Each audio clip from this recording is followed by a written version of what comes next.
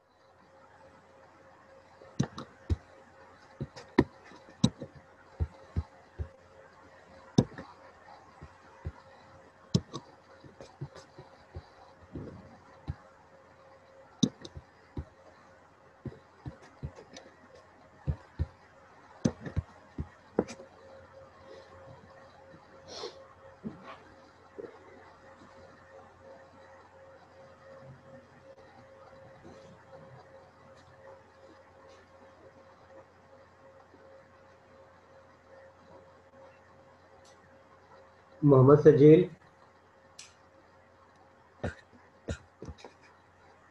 Mohammad Sajeel.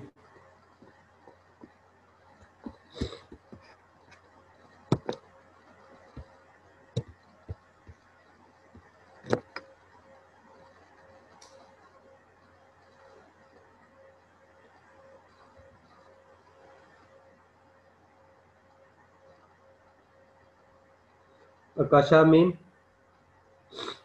Present, sir.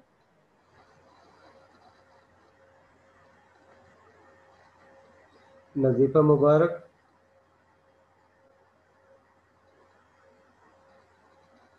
Najifa Mubarak.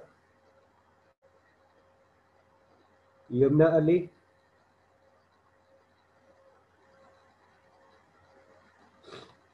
Yamuna Ali.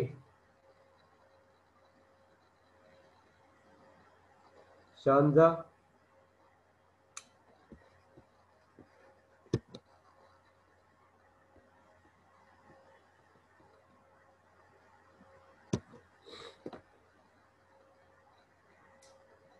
Shanza. Mohammad Hussain. Yes sir.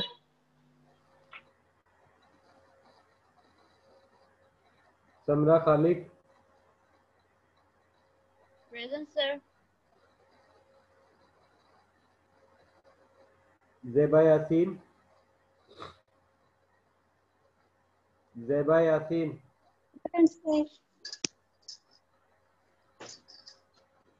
Amna Iqbal. Present, sir.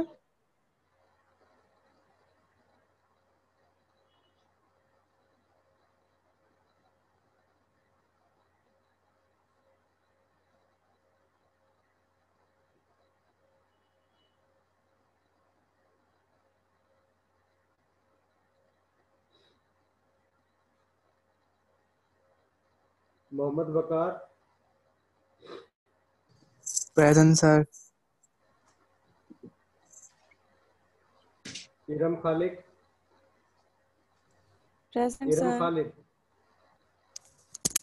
Mohammad Rizwan. Present, sir. Present Mohammad sir. Rizwan. Present sir. Abdul Rahman.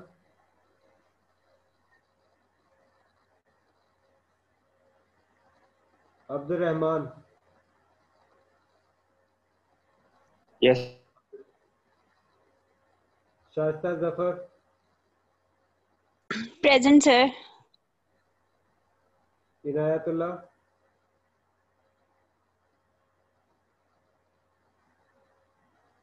Inayatullah. Sabahat Mukhtar.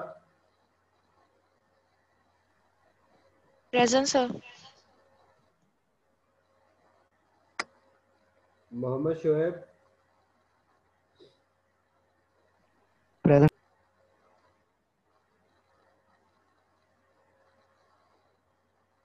Rimsha Waheed, Present, sir. Maimuna Ashraf, Present, sir.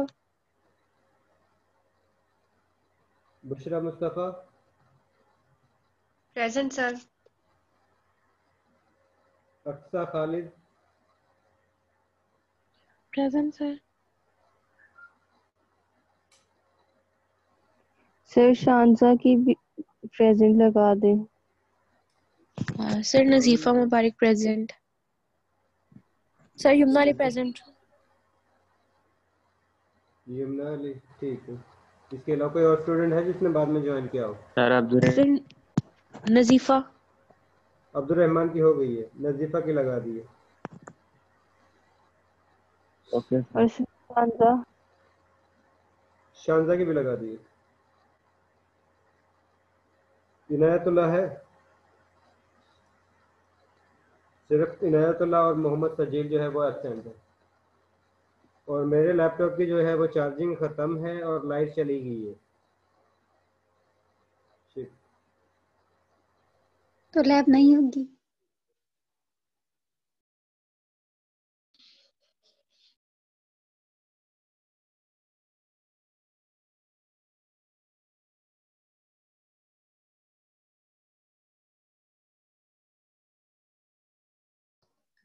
मेरा ख्याल sir का laptop बंद हो गया।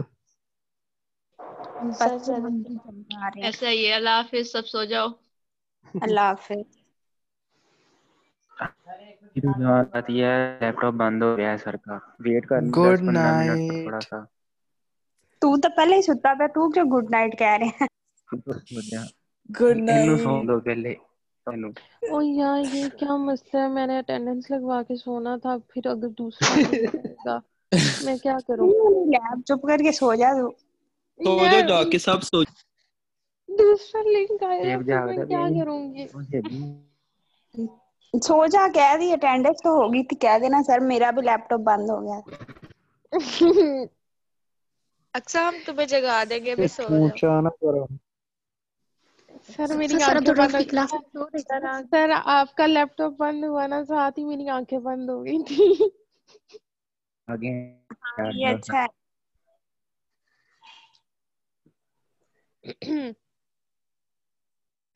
जेबा तुम नहीं उठी, नजर आ रही, किधर हो तुम? ओए सर आ गया, चुप कर जा। मैं जाग रही हूँ मैडम।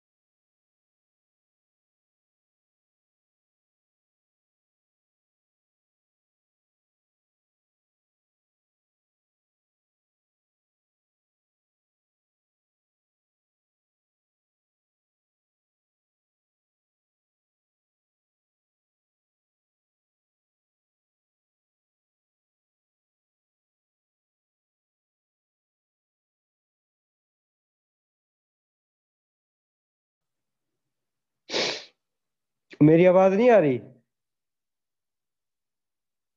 नहीं सर। मैं उस वक्त से अनम्यूट पर ही था, मैं पढ़ा रहा था उस वक्त से ही। सर अब आई सर आपकी मुझे आवाज। हमने कहा शायद सर आप अब भी सो। नहीं नहीं, मुझे भी नहीं पता था अनम्यूट था, मैं उस वक्त से ही आप लोगों को पढ़ा रहा था, क्योंकि यहाँ पर लाइट गई हुई है मोबाइल पर, मैंने इसको ऑन किया है, फिर आप लोगों को मैं पढ़ा रहा हूँ। ओ सर हमें लगा आपका कोई मोबाइल का इश्यू है शायद लैपटॉप। सर हम तो चलें सो फिर ही दोबारा जाते। कोई बात नहीं, दोबारा से शुरू कर देते हैं।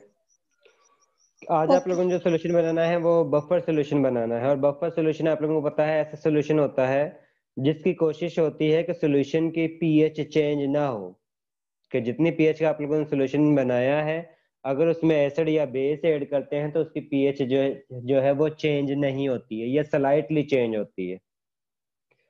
अगर सोल्यूशन की पीएच जो है वो रैपिडली चेंज होती है, इसका मतलब है कि आप लोगों का सोल्यूशन जो है वो बफर सोल्यूशन नहीं है, क्योंकि वो अपनी पीएच को मेंटेन रखने की कोशिश नहीं कर रहा। आप लोगों को जब भी सोल्यूशन बनाते हो, आप लोगों के पास बफर सोल्यूशन की दो टाइप्स हैं, एक होती है एसिडिक बफर सोल्यूशन और दूसरी जो है वो basic buffer solution. Acidic buffer solution ऐसा सोल्यूशन होता है जिसकी पीएच जो है लेस देन 7 होगी, और बेसिक बफर सोल्यूशन ऐसा सोल्यूशन होगा जिसकी पीएच जो है ग्रेटर देन 7 होगी। जब हम एसिडिक बफर सॉल्यूशन बनाते हैं तो उसके लिए हम वीक एसिड को उसके स्ट्रॉन्ग कॉन्जुगेट बेस के साथ मिक्स अप करते हैं, जिसके रिजल्ट में आप लोगों के पास एसिडिक बफर सॉल्यूशन बनता है। इसी तरह जिस वक्त आप लोग बेसिक बफर सॉल्यूशन बनाते हो तो उस कंडीशन में आप लोग वीक बेस को उसके स्ट्रॉन्ग कॉन्जुगेट एसिड के साथ मिक्स अप करते हैं, जिसके रिजल्टेंट में आप लोगों के पास बेसिक बफर सॉल्यूशन बनता है। एसिडिक बफर सॉल्यूशन की एग्जांपल जो है वो acetic acid plus sodium acetate है, और बेसिक बफर सॉल्यूशन के लिए अमोनियम हाइड्रोक्साइड या अमोनिया प्लस अमोनियम क्लोराइड है। अब अमोनियम हाइड्रोक्साइड जो है वो वीक बेस है, और अमोनियम क्लोराइड अमोनियम आयन जो है वो उसका स्ट्रॉन्ग कॉन्जुगेट बेस एसिड है। इसी तरह एस्टिक एसिड जो है वो वीक एसिड है, और सोडियम एसीटेट इसका स्ट्रॉन्ग कॉन्जुगेट बेस है। जिस वक्त आप लोगों को क्योंकि आप लोगों की बॉडी के अंदर प्रोटीन मौजूद होती है, और प्रोटीन की मौजूदगी में काफी रिएक्शन होते हैं, और प्रोटीन जो है ऐसा पीएच सेंसिटिव है कि अगर आप लोग पीएच को चेंज करते हो तो उस कंडीशन में प्रोटीन जो है वो डीनेचर हो जाती है। डीनेचर का मतलब है कि उसकी स्ट्रक्चर जो है वो ब्रेक हो जाती है। और ब्रेक किस तरह होती है? क्योंकि आप लोगों के पास जो प्रोटीन है उसमें अमाइड ग्रुप यानी कि carbon C double bond O और सी एन एच बॉन्ड मौजूद होता है, जिसको हम अमाइड ग्रुप कहते हैं। और जिस वक्त आप लोग इसकी पीएच को एसिडिक या बेसिक या पीएच को कम या ज्यादा करते हो तो उस कंडीशन में ये अमाइड ग्रुप जो है वो ब्रेक हो जाता है, और जिस वक्त ये बॉन्ड ब्रेक होगा तो उस कंडीशन में प्रोटीन जो है, जो लार्ज मॉलिक्यूलर कंपाउंड है, वो स्मॉल मॉलिक्यूल में कन्वर्ट हो जाती है। और जिस वक्त वो स्मॉल मॉलिक्यूल में कन्वर्ट हो जाती है तो इसका मतलब है कि उसकी प्रॉपर्टी टोटली ही चेंज हो जाती है। इसी वजह से हम कहते हैं कि जिस वक्त प्रोटीन की हम पीएच कम या ज्यादा करते हैं तो उसकी नेचर वो नहीं रहती जो पहले थी, क्योंकि उसकी स्ट्रक्चर ही चेंज हो जाती है। इसका मतलब है कि ऐसे काफी रिएक्शन है जिनको करवाने के लिए हमें पीएच मेंटेन करना लाजमी होती है। अगर आप लोग पीएच को मेंटेन नहीं रखते तो उस कंडीशन में रिएक्शन जो है नहीं होता है, या प्रोडक्ट आप लोगों के पास डिफरेंट हासिल होती है। तो पीएच को मेंटेन रखने के लिए हम बफर सॉल्यूशन रखते हैं, बफर सॉल्यूशन को यूज करते हैं। अब जिस तरह अभी आप लोगों को मैंने बताया है कि प्रोटीन जो है जो आप लोगों की ह्यूमन बॉडी के अंदर मौजूद होती है, जिसकी वजह से आप लोगों के काफी रिएक्शन होते हैं, अगर आप लोगों की जो बॉडी है उसकी पीएच चेंज होती है तो उस कंडीशन में ये प्रोटीन जो है उसकी स्ट्रक्चर जो है वो खराब होती है, स्ट्रक्चर जो है वो ब्रेक होती है, जिसकी वजह से आप लोगों की बॉडी के अंदर जो रिएक्शन होते हैं, अगर पीएच चेंज होती है तो वो रिएक्शन नहीं होंगे, और अगर रिएक्शन नहीं होते तो इसका मतलब है आप लोग एक ही जगह पर पहुंचोगे जो जिसमें हर बंदे ने जाना है। ठीक है रिजवान? ठीक है सर, सब ने जाना सर। हाँ, इसका मतलब है कि बफर सॉल्यूशन या ऐसा सॉल्यूशन जो पीएच को मेंटेन रखे उसकी हमें बहुत जरूरत है।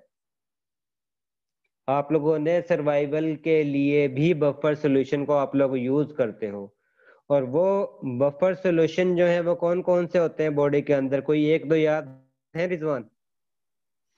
Sir ji I think buffer solution maintain किया जाता है जो मिक्सचर होता है बाइकार्बोनेट का फिर और प्रोटीन का, और ये जो पीएच होता है 7.3 रहती है, अगर ब्लड में ब्लड मिक्सचर या जेबा आहिस्ता बोलो, आहिस्ता।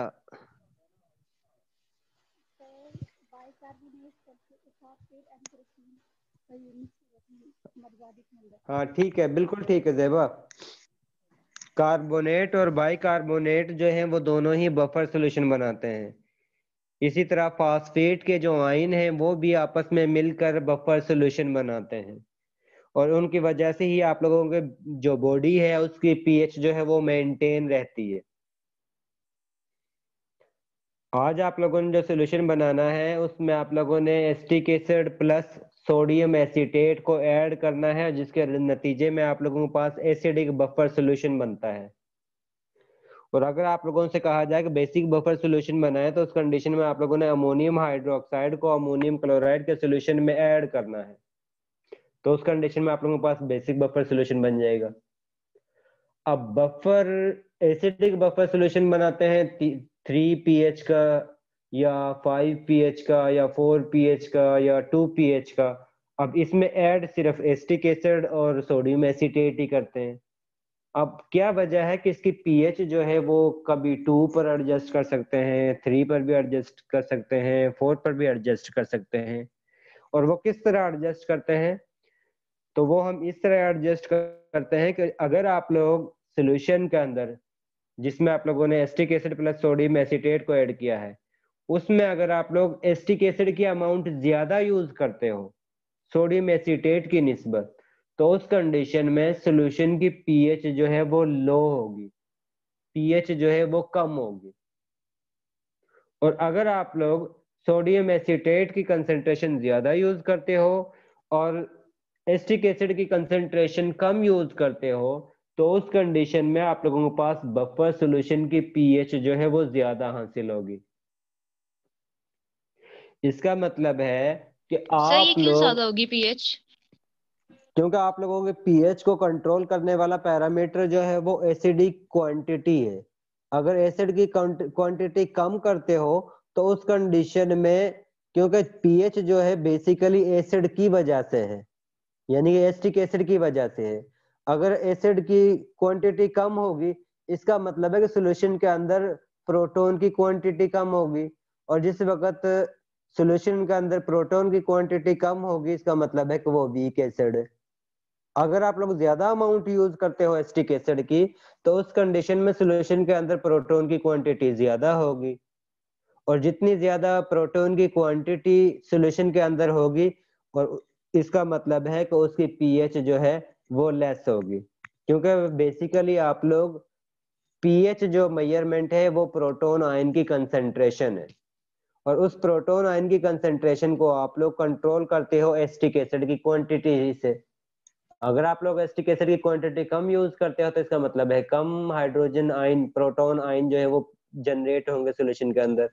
और अगर ज्यादा यूज करते हो तो उस कंडीशन में आप लोगों के पास large amount of hydrogen ion जो है, प्रोटॉन आयन जो है वो जनरेट होते हैं। और इस तरह हम पीएच को 3 पर, 4 पर या 5 पर एडजस्ट कर सकते हैं by changing the concentration of acetic acid. अगर हम एसिटिक एसिड की कंसेंट्रेशन को कम या ज्यादा करके सॉल्यूशन की पीएच को हम मेंटेन कर सकते हैं कि जितनी पीएच का हमने सॉल्यूशन बनाना है उतनी पीएच का सॉल्यूशन हम आसानी से प्रिपेयर कर सकते हैं। और आज का जो एक्सपेरिमेंट नंबर 6 है, लैब मैनुअल है ना सभी के पास? जी सर। इसमें जो पहला टेबल दिया हुआ है उसमें यही चीज डिस्कस की हुई है कि आप लोगों ने 5 सॉल्यूशन जिनको हम नाम A1, B1, C1, D1 और E1 देते हैं वो बनाने हैं, और उसमें आप लोग एसिटिक एसिड और सोडियम एसीटेट की कंसेंट्रेशन जो है वो चेंज करते हो। एक में एसिटिक एसिड की क्वांटिटी ज्यादा होती है, दूसरे में एसिटिक एसिड की क्वांटिटी और कम हो जाती है, उसके बाद फिर और मजीद कम हो जाती है, और इसी तरह सोडियम एसीटेट की क्वांटिटी जो है वो भी वेरी करते हो, जिसके रिजल्टेंट में आप लोगों के पास डिफरेंट पीएच के बफर सॉल्यूशन हासिल होते हैं। अब ये जो बफर सॉल्यूशन हासिल होते हैं होने के बाद आप लोग इसके पीएच मीटर के जरिए पीएच कैलकुलेट करते हो। सपोज एक ही आप लोगों के पास बफर सॉल्यूशन की पीएच जो है वो 3 आ जाती है, जिसमें आप लोगों ने एसिटिक एसिड की अमाउंट ज्यादा यूज की है, तो दूसरा सॉल्यूशन जिसके में आप लोगों ने एसिटिक एसिड की क्वांटिटी कम इस्तेमाल की है, सोडियम एसीटेट की ज्यादा यूज की है, तो उसकी पीएच जो है वो 3 से अबव होगी। और ये आप लोग पीएच मीटर के जरिए नोट कर लेते हो। सॉल्यूशन में पीएच मीटर को डिप करते हो, डिप करने के बाद आप लोगों के पास एक वैल्यू हासिल हो जाती है कि आप लोगों के सॉल्यूशन कितनी पीएच है। इसके बाद आप लोगों ने ये काम हो गया, आप लोगों ने बफर सॉल्यूशन बना लिए 5। अब आप लोगों ने ये चेक करना है कि वाकई ये बफर सॉल्यूशन है या नहीं है। तो इसके लिए आप लोग हर सॉल्यूशन में सोडियम हाइड्रोक्साइड का 1 molar solution 1 ml sodium hydroxide का सॉल्यूशन ऐड करते हो, और उसके बाद आप लोग पीएच मीटर के जरिए पीएच जो है वो कैलकुलेट करते हो। अगर आप लोगों के सॉल्यूशन की पीएच जो है ऑलमोस्ट इतनी आए जितनी बेस ऐड करने से पहले थी, इसका मतलब है कि आप लोगों का सॉल्यूशन जो है वो बफर सॉल्यूशन है।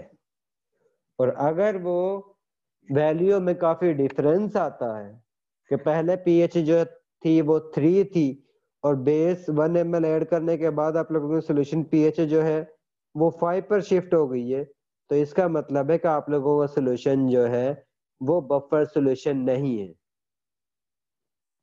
और अगर आप लोगों के पास वैल्यू जो है वो 3 से 3.01 या 2 या 3 इतनी शिफ्ट होती है, तो इसका मतलब है कि आप लोगों का सॉल्यूशन जो है वो बफर सॉल्यूशन है।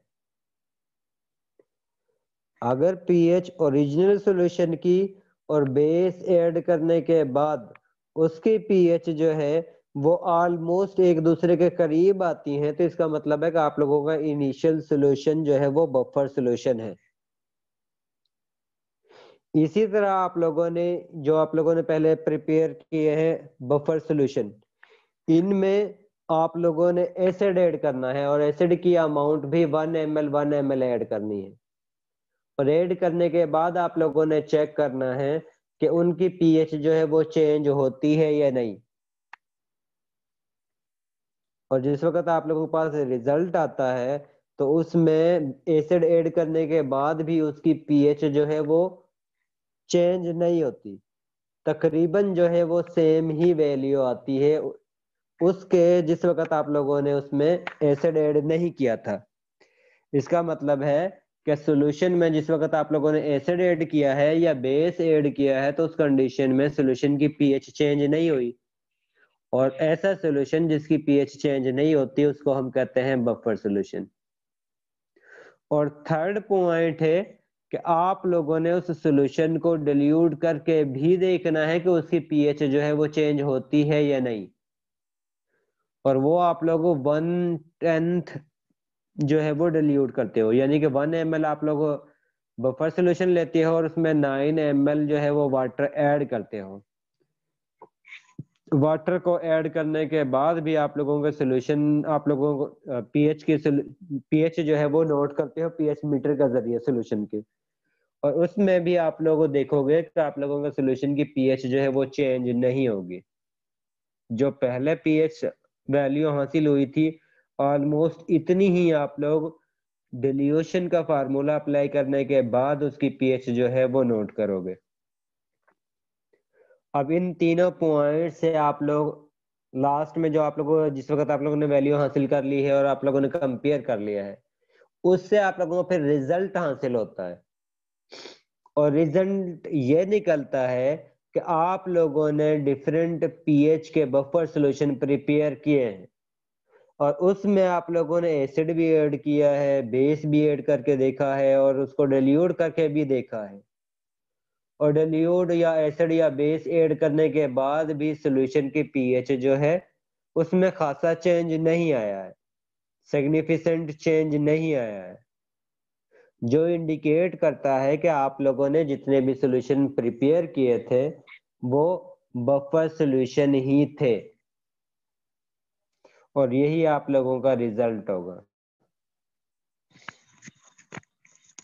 जिसमें अगर आप लोगों को कोई कंफ्यूजन है तो वो आप लोग पूछ सकते हो।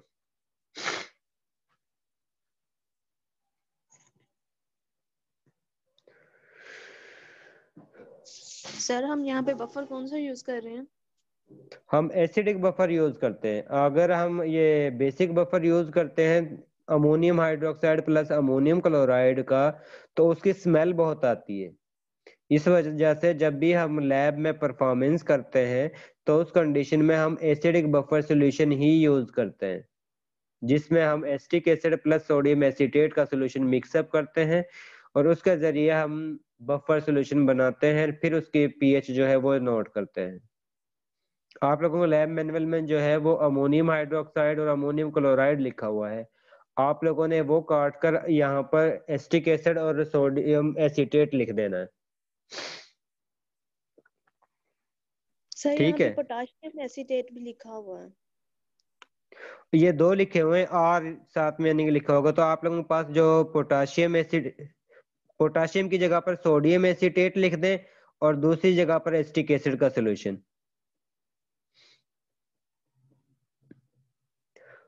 और कभी भी इस तरह नहीं करना। अगर आप लोग उससे पूछा जाए कि बफर सॉल्यूशन की कोई एग्जांपल दे दें, तो आप लोग सिंपल बता दें कि एसिटिक एसिड का सॉल्यूशन जो है वो बफर सॉल्यूशन है। जब तक आप लोग एसिटिक एसिड में सोडियम एसीटेट ऐड नहीं करोगे उस वक्त तक बफर सॉल्यूशन नहीं बनेगा।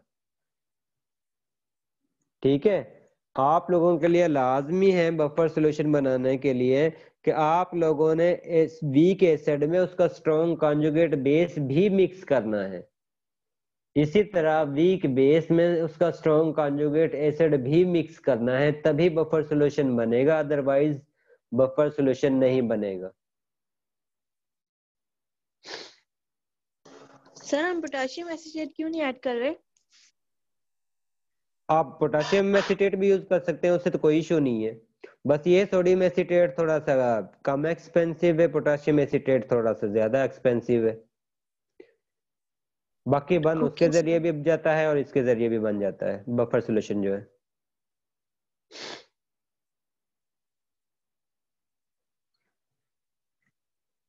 जी, इसके अलावा कोई और क्वेश्चन?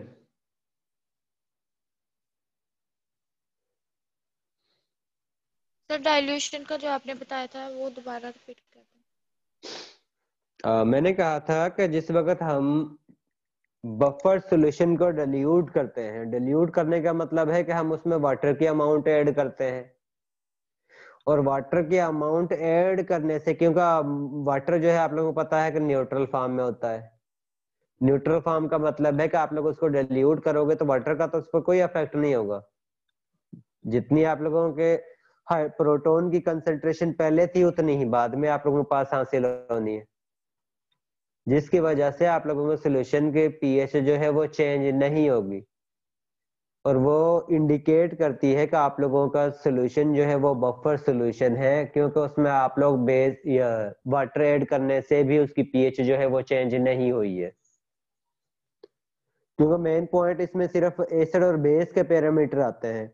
डिल्यूशन का एक एडिशन में फैक्टर इसमें ऐड किया हुआ है, क्योंकि उसमें वो वाला, क्योंकि एसिड और बेस ऐड करने से पीएच जल्दी से चेंज हो जाती है और उससे आप लोगों को पता भी चल जाता है। ये तो आप लोगों के पास डिल्यूशन फैक्टर जो है वो एन एक एडिशन में फैक्टर दिया हुआ है।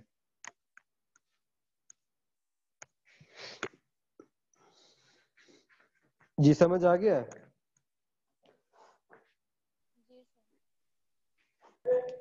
सर यहाँ पे 100 टाइम्स भी लिखा हुआ है ना, इफेक्ट ऑफ 1/100 टाइम डाइल्यूशन, तो सर उसका भी नहीं होगा कोई इफेक्ट? 100 टाइम में भी सेम होगी जहाँ पे 110 में होगी जैसे पीएच? जी ऑलमोस्ट सेम होगी इतनी, यानी कि ये नहीं होगा कि एग्जैक्ट पहले 3 थी तो बाद में भी 3 ही वैल्यू हासिल हो। ऑलमोस्ट का मतलब है कि पहले 3 थी तो बाद में हो सकता है 3.2 हो जाए, हो सकता है 3.1 हो जाए, इतना यानी कि स्लाइटली चेंज होगा, इससे ज्यादा वेरिएशन जो है वो हासिल नहीं होगी आप लोगों के पास। Okay sir. जी सर आप घर से लैब ले रहे हैं, मतलब परफॉर्म करेंगे? मैं घर से ही आप लोगों को करवा रहा हूँ। वो असल में ये हुआ है ना कि स्कूल ऑफ साइंस टोटल जो है वो ऑनलाइन शिफ्ट हो गया है ये 12 तारीख तक। क्यों? तो असल सर में उसके बाद फिर उसके बाद फिर दोबारा से वही हाइब्रिड वाला सिस्टम शुरू हो जाएगा। स्टूडेंट जो है अपनी मर्जी से लैब करने के लिए यूनिवर्सिटी आ सकते हैं, अगर कोई सर आना ये चाहता सच है है ना, तो। झूठ तो नहीं है? सॉरी सर ये मतलब ये सच है या कंफर्म है? झूठ है कि असल में कोई टेस्ट जो है वो पॉजिटिव आया है और उसी वजह से जो स्कूल ऑफ साइंस है वो 14 दिन के लिए जिस तरह वो बंद हो जाता है, इस तरह यानी कि शिफ्ट किया है ऑनलाइन में।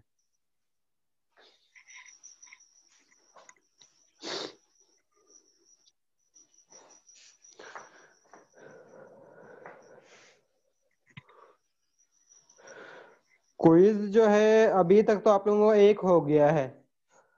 अगर ऑनलाइन ही सिस्टम रहता है तो उसका मतलब है कि आप लोगों के पास मजीद जो है एक और असाइनमेंट ले लेंगे और दोनों को काउंट करके आप लोगों को क्विज़ में शामिल हो जाएंगे वो। बाकी फाइनल जो है उसके तो यही चांस है कि आप लोगों में ऑन कैंपस ही होंगे। सर ना करें ऐसा। असल में ये है ना कि सर लैब अभी जो तक है वो तो मिड्स के लिए परफॉर्मेंस डिसाइड है, हुआ कुछ? मिड का भी नहीं है कि आप लोगों का अभी तक तो यही डिसाइड हुआ है कि आप लोगों का मिड नहीं होगा।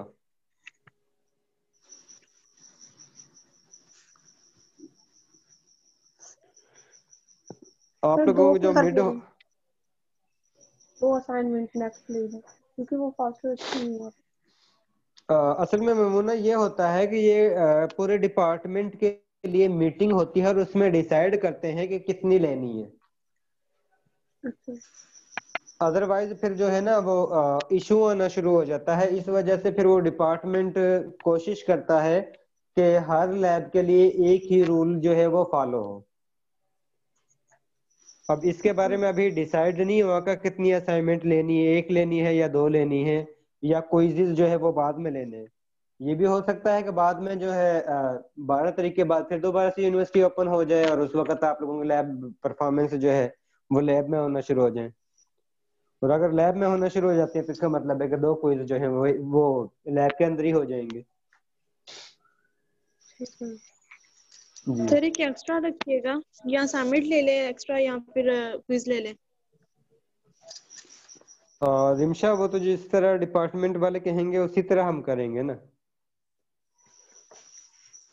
क्योंकि फिर वो ये कहते हैं ना कि कुछ स्टूडेंट जो है कुछ टीचर ज्यादा लेते हैं, इसका मतलब है कि वो सपोर्ट कर रहे हैं, और कुछ स्टूडेंट कम लेते हैं, इसका मतलब है कि वो स्टूडेंट को सपोर्ट नहीं कर रहे। क्योंकि मार्क्स जो है वो सीजीपीए जो है वो तो आप लोगों को रिलेटिव रेटिंग है ना, तो फिर स्टूडेंट ये कहते हैं कि वो फिर ये आता है कि अगर ज्यादा लेते हो तो वो स्टूडेंट की सपोर्ट ज्यादा हो रही है। तो इसलिए डिपार्टमेंट की कोशिश होती है कि हर एक के लिए एक जैसा ही यानी कि सिस्टम करें कि अगर 2 असाइनमेंट लेनी है तो इसके लिए सभी स्टूडेंट के 2 असाइनमेंट ही होंगी अगर हर यानी के सेक्शन में, और अगर 3 असाइनमेंट करनी है तो हर स्टूडेंट के हर लैब के लिए 3 असाइनमेंट ही होंगी।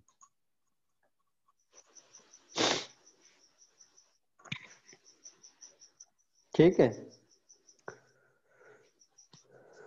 जी सर। जी, इसके अलावा तो कुछ नहीं पूछना।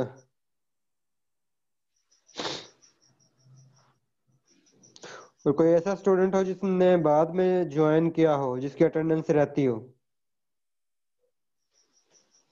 सर क्लासेस फाइनल तक, मतलब जब तक फाइनल्स नहीं होते तब तक ही ऑनलाइन रहनी है?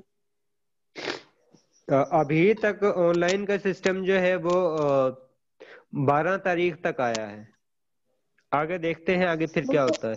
सर वो तो लैब्स का कह रहे थे। जी, क्लासेस का तो अभी यही है क्योंकि गवर्नमेंट ने किया है कि भाई दिसंबर तक जो है 24 दिसंबर तक जो है वो स्कूल और कॉलेज और यूनिवर्सिटी जो है वो बंद होंगी। अच्छा सर। पर जी, सर वैक्सीन तो इनायतुल्लाह आया है? पाकिस्तान में आता है। इनायतुल्लाह आया है या एब्सेंट है अभी भी? इसके बाद मोहम्मद सजील।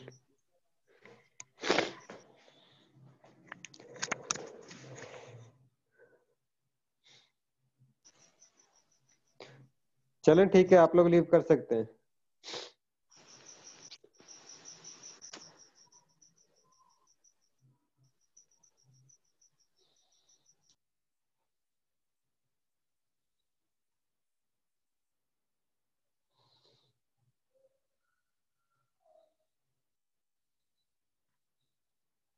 अल्लाह हाफिज।